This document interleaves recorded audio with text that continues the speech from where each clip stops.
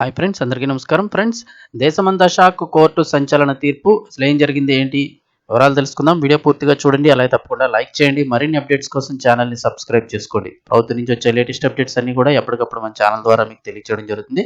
అలాగే వీడియోని ఒక లైక్ చేశారంటే మరింత మందికి ఇన్ఫర్మేషన్ చేరుతుంది. ఇంక వివరాల్లోకి వెళ్ళిపోదాం.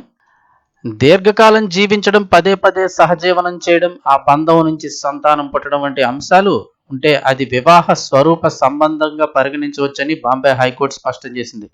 అందరికీ తెలుసు, ఈ మధ్య కాలంలో యువత అయితే కనుక సహజీవనం పేరు మీద ఎక్కువ మంది అయితే జీవిస్తున్నారు. ఇక ఈ నేపథ్యంలో తన భాగస్వామి ఫిర్యాదుపై నమోదైన కేసును కొట్టివేయాలనే వ్యక్తి అభ్యర్థనను హైకోర్టు తిరస్కరించింది.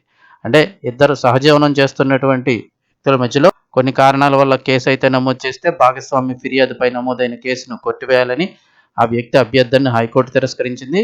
ఏం జరిగింది అని చూస్తే, travel court judicial magistrate first class కోర్టులో పెండింగ్లో ఉన్న కేసుతో పాటు 2022-23లో తన భాగస్వామి కుమార్తెకు పోషణ ఖర్చులు చెల్లించాలని ఇచ్చిన ఆదేశాలను రద్దు చేయాలని నిందితుడు అతని కుటుంబ సభ్యులు హైకోర్టును ఆశ్రయించారు. ఈ కేసును విచారించిన జస్టిస్ ఎంఎం నెర్లికర్ గారు అలాగే నిందితుడిపై ఉన్న గృహహింస కేసును కొట్టివేయడానికి నిరాకరించారు. అయితే నిందితుడి తల్లిదండ్రులు భార్యపై ఉన్న ఆరోపణల నుంచి వారికి ఉపశమనం కలిగించారు.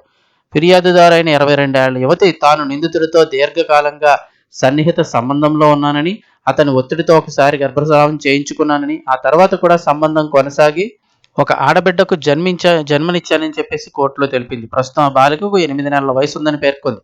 ఆమెను పెళ్లి చేసుకోవడానికి నిందితుడు నిరాకరించి 2022లో మహిళను వివాహం చేసుకున్నాడని, ఆ తర్వాత మే 7, 2022న ఐపీసీ కింద అత్యాచారం కేసు అలాగే SC/ST అట్రాసిటీస్ యాక్ట్ కింద ఫిర్యాదు చేసినట్లు ఆవిడ వివరించింది. నిందితుడి తరపు న్యాయవాది వాదిస్తూ, వీకెండ్లలో కలవడం లేదా ఒక రాత్రి సంబంధం పెట్టుకోవడం అనేది గృహ సంబంధంగా పరిగణించలేమని, ఇది కేవలం ప్రతీకార చర్య మాత్రమే అంటూ వాదించారు.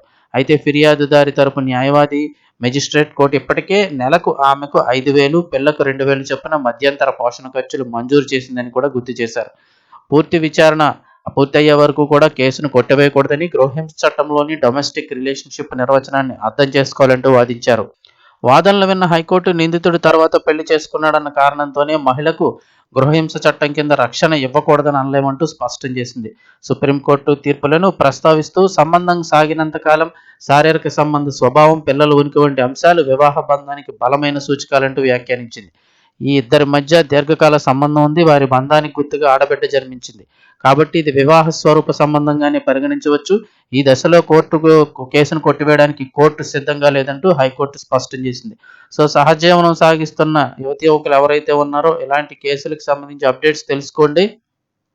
సాగినంత కాలం సాగుతున్న తర్వాత ఎవరికి వాళ్ళు విడిపోతారంటే కొన్నిసార్లు కుదరదు.